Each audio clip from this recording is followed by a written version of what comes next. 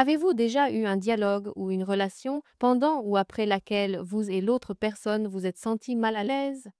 Avez-vous déjà pensé à quelque chose comme «Pourquoi cela continue-t-il à m'arriver?» Je pensais qu'il ou elle était différent des autres ou différent des autres et au lieu de cela.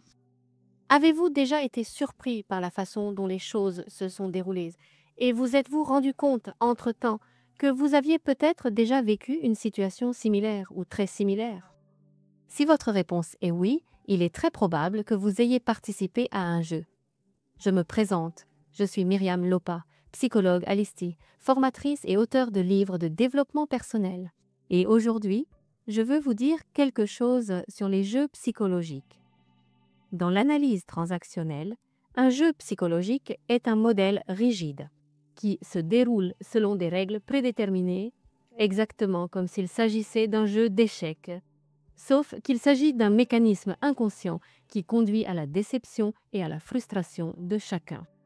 Prenons un exemple. Sergio rencontre Anna. Il tombe amoureux. Vous semblez très bien vous débrouiller, mais avec le temps qui passe, Sergio commence à faire souffrir Anna. Par exemple, il ignore ses besoins, ses émotions, jusqu'à un comportement très désagréable. Anna reste avec lui pendant des années et continue à s'excuser, à justifier son comportement jusqu'à ce que, apparent et attendu, il quitte Sergio pour un autre et Sergio est stupéfaite et supplie Anna de revenir, mais elle le rejette durement. Sergio se sent abandonné et sans valeur.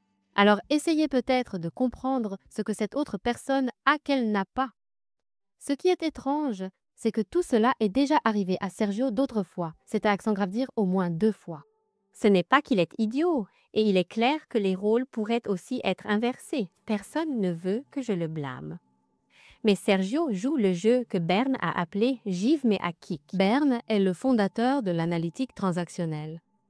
Anna a également déjà eu des expériences similaires et semble toujours identifier les hommes qui sont bons avec elle quand ils la connaissent au début, mais plus tard semble la maltraiter. Et alors elle se dit tout le temps « je le savais, les hommes sont tous pareils ». Et le jeu d'Anna, en analyse transactionnelle, c'est « je t'ai attrapé, fil de… Il y a aussi un juron. Mais voyons-en un autre. Julio continue de faire des désastres.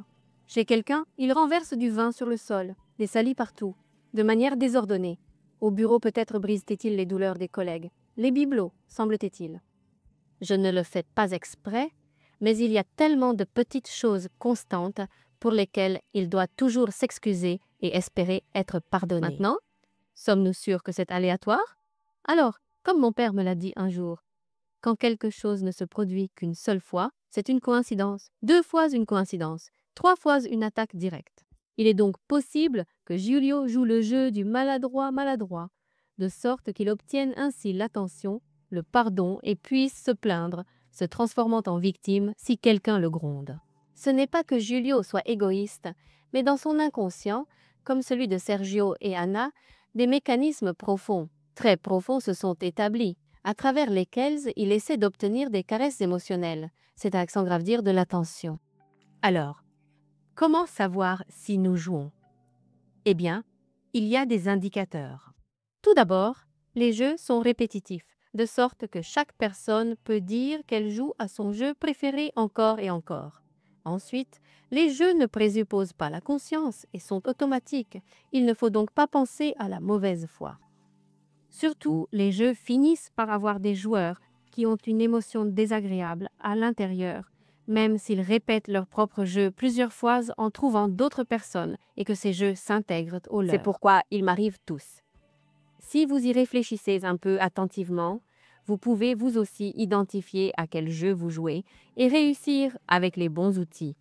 En plus de les reconnaître, d'interrompre les schémas qui ne vous font pas vous sentir bien pour pouvoir être plus conscient de ce que vous avez à l'intérieur de vos schémas, modifiez-les et réalisez des objectifs plus satisfaisants.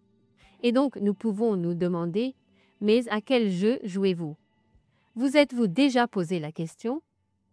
Parce qu'une fois que vous arrivez à identifier vos modèles internes, à prendre plus de responsabilité de ce qui vous arrive sur le plan relationnel, par exemple, alors je peux vous garantir que vous serez beaucoup beaucoup, beaucoup mieux, et que vos relations seront de plus en plus épanouissantes et agréables.